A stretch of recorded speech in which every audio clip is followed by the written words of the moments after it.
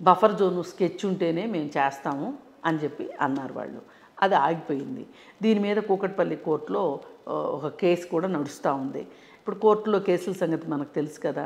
అది పరిష్కారం అవ్వాలనుకుంటేనే అవుతుంది, అవ్వాలనుకోకపోతే అవ్వదు. అది అక్కడే ఉంటుంది కోల్డ్ స్టోరేజ్లో. అలాగే ఇంకొక ఆయన కసిరెడ్డి భాస్కర్ రెడ్డి గారని ఒక ఆయన హైకోర్టులో పిల్లేశారు. ఏమనంటే ఈ తుమ్మిడికుంట చెరువు కబ్జా అవుతుంది, ఈ కబ్జా ఆపండి అని చెప్పి మీరు ఎఫ్టీఎల్ ఫిక్స్ చేయండి అని. కానీ హైకోర్టు కూడా చెప్పింది ఎఫ్టీఎల్ ఫిక్స్ చేయండి, బఫర్ జోన్ ఫిక్స్ చేయండి. ఒకవేళ నాగార్జునది కనుక ఎఫ్టీఎల్లో కానీ బఫర్ జోన్లో కానీ ఉంటే కూల్ చేయండి అని. మరి ప్రభుత్వం ఏం చేస్తుందండి? నిద్రపోతుందా? 10 సంవత్సరాలు 2014లో వచ్చింది హైకోర్టు తీర్పు. 2014 నుంచి 2024 సంవత్సరం వరకు, అంటే 10 సంవత్సరాల పాటు ఆ ప్రాంతంలో బిజినెస్ చేసుకుని నాగార్జున ఎన్ని డబ్బులు సంపాదించాడండి? ఈ ప్రశ్న అందరి సామాన్యులు ప్రతి ఒక్కరూ ప్రశ్నిస్తున్నారు. ఎందుకంటే బీఆర్ఎస్ ప్రభుత్వం ఏం చేసింది అని. ఇప్పుడు వీళ్ళు ఏం చేశారు అనే ప్రశ్న వస్తుంది అని తెలియగానే బీఆర్ఎస్ వాళ్ళు అసలు బీఆర్ఎస్ తన స్పష్టమైన వైఖరి కూడా ప్రకటించకపోగా వాళ్ళది కూలగొడతావా వీళ్ళది కూలగొడతావా అని అడుగుతారు. అంటే వాళ్ళ ఎవరయ్యే కూలగొట్టకపోతే మాయ కూడా కూలగొట్టొద్దని. అసలు హైడ్రా వచ్చి 15 రోజులు ఆగాలి కదా. అదేదో పోయిన శతాబ్దంలో వచ్చిన హైడ్రా అన్నట్లు మాట్లాడుతున్నారు వాళ్ళు. అందుకని ఏంటంటే ఇవన్నీ మానేసి అక్కడ నాగార్జున చేసింది తప్పు. పైగా ఆయన ఆ 3 ఎకరాలు ఎఫ్టీఎల్లో ఉన్న ల్యాండ్ కావచ్చు, బఫర్ జోన్లో ఉన్న ల్యాండ్ కావచ్చు వదిలేసి ఆయన కట్టడాలు కట్టుకున్నట్లయితే కనుక, అసలు ఇప్పుడు మామూలుగా ఒక పర్మిషన్ తీసుకుని ఒక కట్టడం చేసుకున్నారనుకోండి, దానికి బీఆర్ఎస్కి వెళ్ళాల్సిన అవసరం ఏముంటుంది? రంగనాథ్ గారు అదే ప్రశ్నించారు.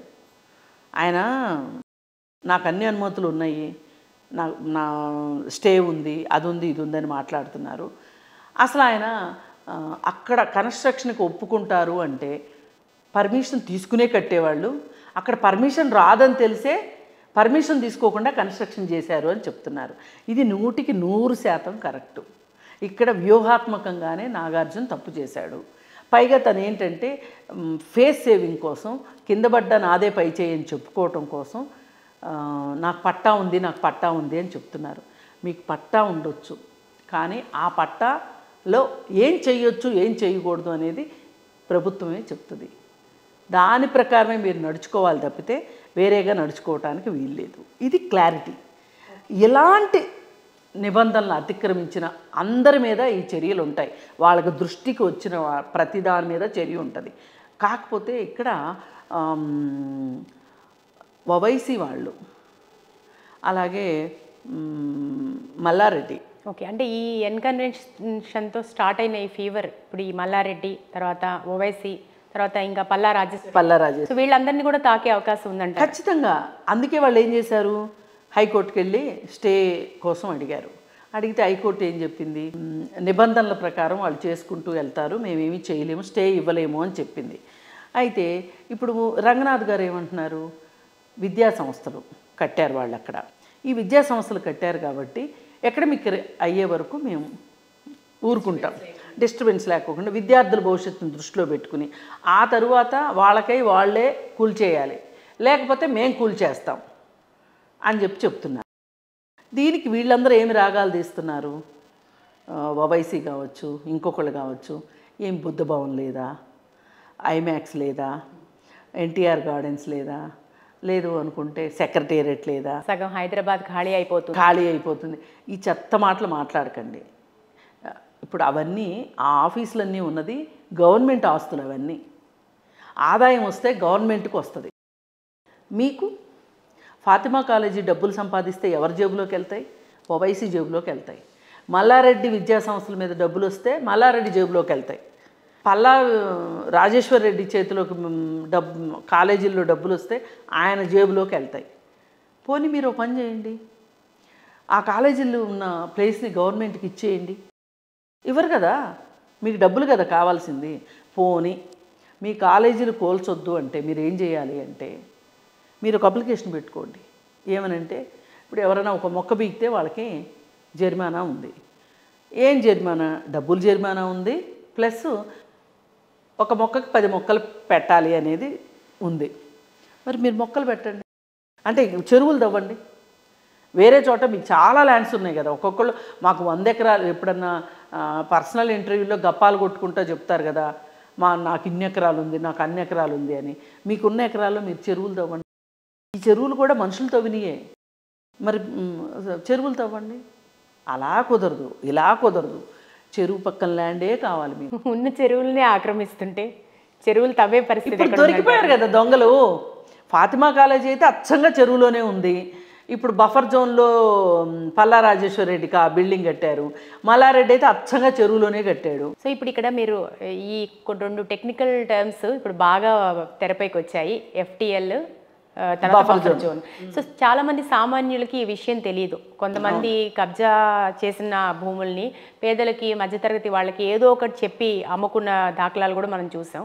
మరి అట్లాంటి వారికి కనుక కూల్చివేత కనుక జరిగితే వాళ్ళ పరిస్థితి ఏంటి? అప్పుడు ప్రజా ప్రతిఘటన కావచ్చు, రాజకీయ ప్రతిఘటన కూడా వచ్చే అవకాశం ఉంది కదా. సో దీన్ని మానవీయ కోణంలో కూడా చూడాల్సిన అవసరం. అవును, మానవీయ కోణంలో చూడాలి.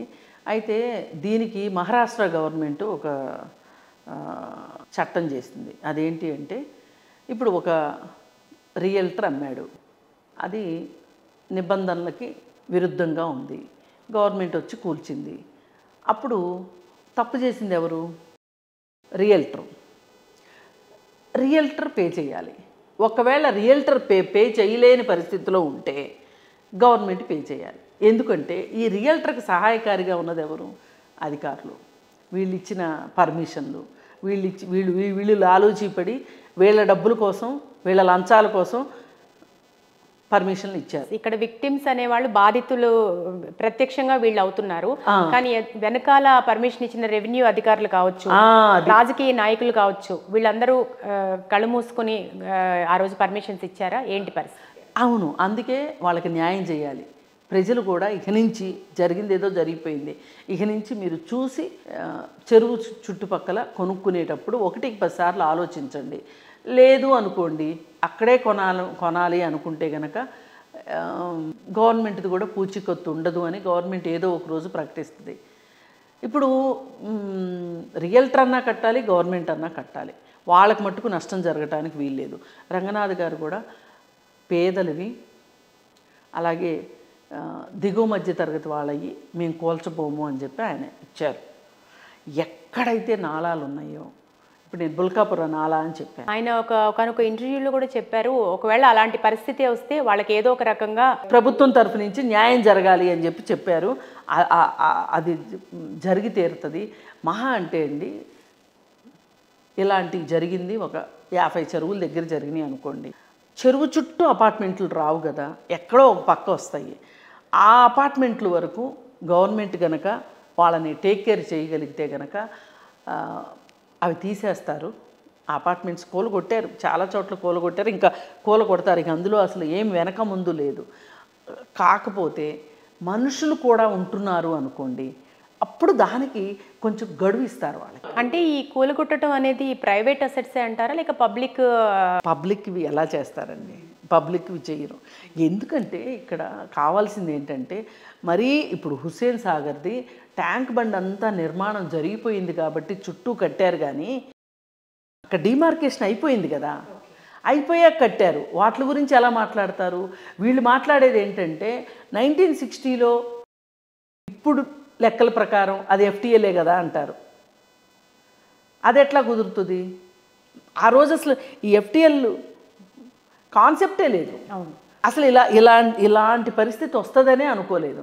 అందుకని వాటన్నిటి పేర్ల వాళ్ళందరి చాటున మీరు ఆ బిల్డింగుల చాటున మీరు దాక్కోవాలని చూడొద్దు.